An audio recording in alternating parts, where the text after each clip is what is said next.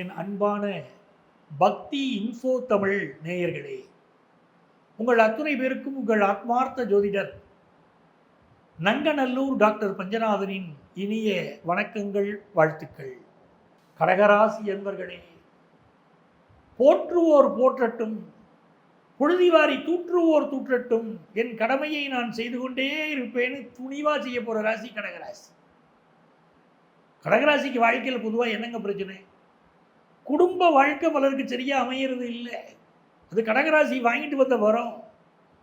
குடும்ப வாழ்க்கை ஒருத்தருக்கு சரியா அமையிறதுன்னா அவர் அங்கே அடிமையாக போய்கிட்டு இருக்காருன்னு அர்த்தம். அப்படித்தான் இருக்கும். வீட்டுக்காரனோ வீட்டுக்காரம்மாவோ என்ன சொன்னாலும் தலையை ஆட்டி கேட்டுட்டு இருந்தா தான் அந்த குடும்ப வாழ்க்கை சரியா போகுது. கடகராசிக்காரங்களுக்கு என்ன ஆகுது? அன்பு, எல்லையில்லாத அன்பு. அன்பை காட்டுறீங்க, ஒரு குறைவும் இல்லை. இப்போ உங்களுக்கு 9ஆம் இடத்துல சனி வக்கரம். இப்போ உங்களுக்கு முதல் திருமணம் நடக்குமா? கூடி வந்துடும். தடப்பட்டவங்களுக்கு முதல் திருமணம் கூடி வந்துடும்.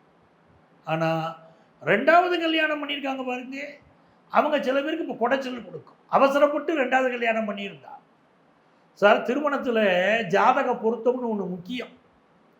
ஒருத்தருக்கு 7ல் சனி இருந்தால் 7ல் சனி உள்ளவங்களை தான் கட்டணும்னு சொல்லணும். அப்படி ஒரு வாழ்க்கையில் சில நியதி இருக்குது. ஒருத்தருக்கு லக்கணத்தில் ராகு கேது இருக்குது. அதே மாதிரி இருக்கக்கூடிய வரணம் தான் சேர்க்கணும். சேர்க்கலைன்னா பிரச்சனை. இதை அனுபவத்தில் நான் பார்க்குறேங்களே, எத்தனை ஆண்டு அனுபவத்தில். அப்படி கடகராசிக்காரங்களுக்கு இப்போ 9ல் சனி வக்கரம். 9ல் சனி வக்கரம்னா இந்த நேரத்தில் நீங்கள் ரொம்ப பொறுமையாக திருமண வாழ்க்கையில் இருக்கணும். படிக்கக்கூடிய ஸ்டூடெண்ட்ஸு வெளிநாட்டில் படிக்கிறீங்க, அங்கே பிளாகாரிசம் நாங்கள் பாருங்கள், காப்பி அடிக்கக்கூடிய விஷயம் பண்ணிட்டா சிக்கலில் மாட்டிடும். தெளிவாக அந்த நாட்டு சட்டத்திட்டப்படி படிங்க, நல்லா இருப்பீங்க. பிஸ்னஸில் பெரிய முன்னேற்றம் கொடுக்கும். எது எப்படி இருந்தாலும் நல்லா காசு பணம் கொடுக்குங்க. மதிப்பு மரியாதை அதிகப்படுத்தி விட்டுருவோம். கடகராசிக்காரர்களுக்கு இப்போ நீங்கள் நிமிர்ந்து எழுதிங்கன்னா உலகம் பயப்படும். உங்களுக்கு ஃபினான்ஷியலாக ஒரு பவர், அலுவலகத்தில் உயர் பதவி, எடுக்கக்கூடிய முடிவுகளில் வெற்றி, அதுதானே கடகம். இப்போது நல்லவர்களின் துணை கிடைக்கும். உங்களுக்கு என்ன சக்தி உங்கள் உடம்புல குறைவாக இருக்கோ, ஆறு உங்கள் வாழ்க்கையில் குறைவாக இருக்கோ, அதை நிவர்த்தி பண்ணுற மாதிரி பெரியவங்களோ நண்பர்களோ இப்போ அமைவாங்க. எங்கிட்ட இந்த தைரியம் மட்டும் இல்லைங்க, அந்த தைரியமுடைய நண்பர் கிடைப்பார். சார், எனக்கு வேலை விஷயத்தில் பிரச்சனை இருக்குங்க, வேலையை நீக்கக்கூடிய ஐடியாஸ் நண்பர்களால் கிடைக்கும். நல்ல வரவு. குடும்ப வாழ்க்கையில் ஒரு பிரச்சனை இருக்கு வச்சுக்கிடுங்க, குடும்பத்தில் உள்ள பெரியவங்க இப்போ சில பேர் அட்வைஸ் பண்ணுவாங்க. இப்போ அனுசரித்து போயிருப்பா, அதுதானப்பா வாழ்க்கை அப்படிம்பாங்க. கேட்டுக்கிடுங்க, ஜெயிப்பீங்க. எடுத்த முயற்சியெல்லாம் வெற்றி. சிலருக்கு எதிரிகளால் தொந்தரவு இருக்கும். எப்போ பார்த்தாலும் இந்த உங்களுக்கு உங்களை வாட்ச் பண்ணிக்கிட்டே உட்காந்துருப்பாங்க எதிரிகள். அப்போ நீங்கள் சிசிடிவி கேமரா போட்ட மாதிரி வாட்ச் பண்ணுறாங்களா? கொஞ்சம் கவனமாக இருந்துக்கிடுங்க. உங்களுடைய செயல்கள் அதில் கவனமாக இருந்துக்கிடுங்க. புதிய பண வருமானம் வரும். திருமணம் ஆகாதவர்களுக்கு திருமணம் கூடி வரும். வெளிநாடு போகாதவர்களுக்கு வெளிநாட்டு வாய்ப்பு கூடி வரும். கம்ப்யூட்டர் துறையை சேர்ந்தவங்களுக்கு பெரிய முன்னேற்றம் வரும். கம்ப்யூட்டர் துறையில் ஒர்க் பண்ணிக்கிட்டு இருக்கீங்களா? பெரிய முன்னேற்றம். சார், குழந்தை பாக்கியம் பெரிய பிரச்சனையாக இருக்குது சார், நாங்கள் என்ன சார் பண்ணுறது, பெரிய சிக்கலாக இருக்குது சார் அப்படிங்கிறவங்களுக்கு மருத்துவ சிகிச்சையின் மூலம் குழந்தை பாக்கியம் கிடைக்கும். அந்த யோகமெல்லாம் இப்போ உங்களுக்கு கூடி வருது. நல்ல நேரம் நடந்துக்கிட்டு இருக்குங்க. கடகராசிக்காரங்க பயன்படுத்திக்கோங்க. வக்கரச்சனி வரம் தரும் காலம், பயன்படுத்திக்கிடுங்க. இந்த நேரத்தில் யாரை கும்பிட்டா நல்லா இருக்கும் தெரியுமா? நம்ம வழிபட வேண்டிய தெய்வம் திருச்செந்தூர் முருகன். திருச்செந்தூர் கோயிலுக்கு போகணும். முருகப்பெருமானுக்கு பன்னீர் அபிஷேகம் செய்யணும். அந்த திருக்கோயிலில் அமரணும். கந்த சஷ்டி கவசம் படிக்கணும். உங்கள் நோக்கம் என்ன, உங்கள் கோரிக்கை என்ன, அந்த முருகன்கிட்ட சொல்லுங்க. காது கொடுத்து கேட்பாரு முருகன். உங்களுடைய விஷயங்கள் அற்புதமாக பலிக்கிறது நீங்கள் பார்க்கலாம். தமிழ் கடவுள் முருகப்பெருமான் ஓடி வந்து உதவி செய்வார். இவ்வளவு நேரம் உங்கள் ராசிக்குரிய வக்ர சனி பயிற்சியுடைய பலன்களை நம்ம பார்த்தோம். அப்போ இந்த வக்ர சனி பயிற்சி காலத்தில் என்ன பரிகாரம் சார் நாங்கள் முழுமையாக செய்யலாம், எங்களுக்கு பிரச்சனையே இருக்கக்கூடாது, என்ன பரிகாரம் செய்யலாம்? கணவன் மனைவி பிரிஞ்சிருக்கக்கூடிய அளவுக்கு சில குடும்பங்களில் பிரச்சனை இருக்குது. என்ன செய்தால் கணவன் மனைவிக்கு இடையில் இந்த வக்கரசனி காலத்தில் நன்மை நடக்கும் அப்படின்னு கேட்டிங்கன்னா, பிரதோஷ நாட்களில் அல்லது திங்கட்கிழமை சிவபெருமானுக்கு பால் அபிஷேகம் பண்ணணும், தேன் அபிஷேகம் பண்ணணும். இது ரொம்ப முக்கியம்.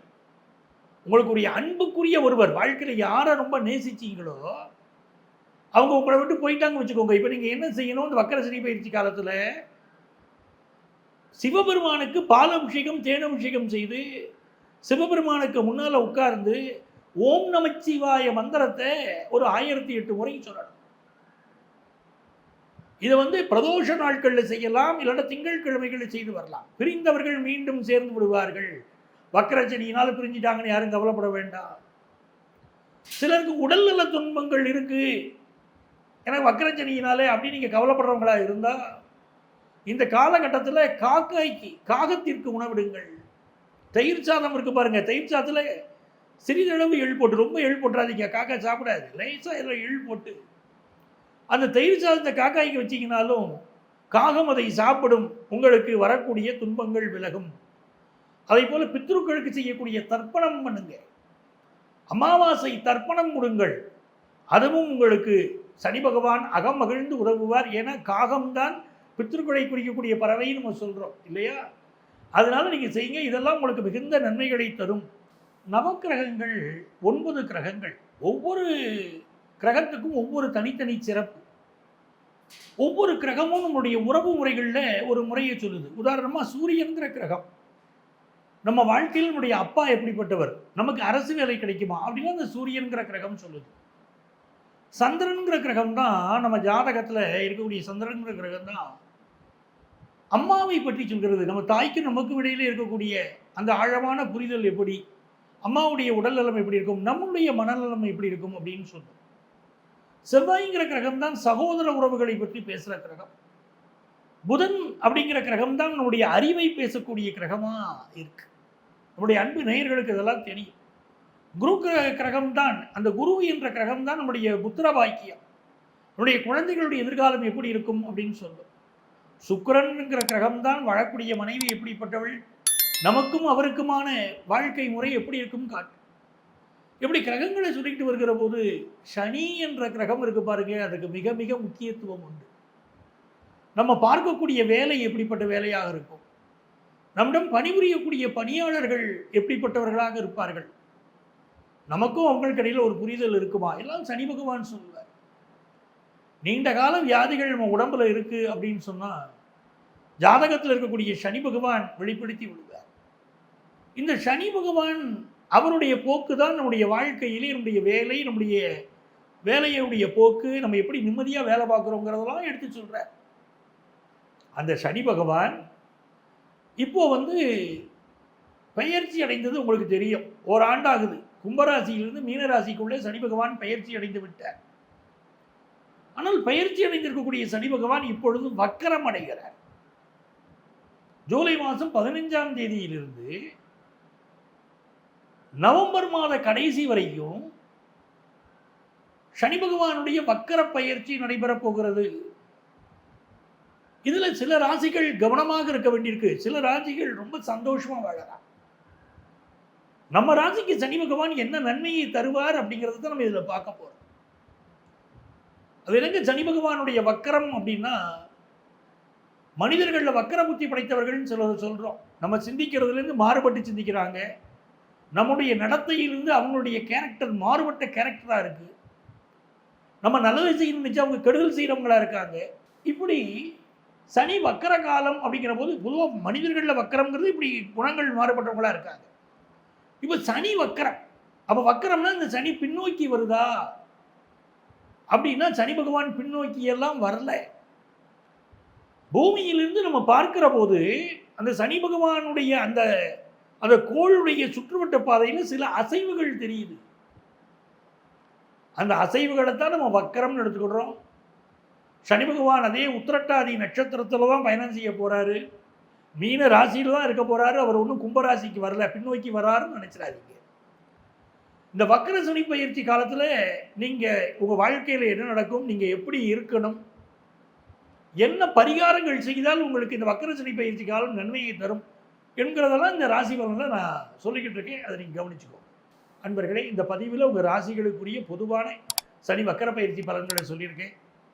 உங்களுக்கு முழுமையாக இந்த பலன்களை தெரிந்து கொள்ளணும், உங்கள் வாழ்க்கையில் உள்ள பிரச்சனைகள் தீரணும்னா இங்கே எங்களுடைய செல்ஃபோன் நம்பர் கொடுத்துருப்பாங்க, அந்த நம்பரை காண்டாக்ட் பண்ணி ப்ரியர் அப்பாயின்மெண்ட் வாங்கிட்டு என்ன நீங்கள் மீட் பண்ணலாம். சென்னையில் டி நகர்லேயும் நங்கநல்லூர்லேயும் நம்ம ஆஃபீஸ் இருக்குது.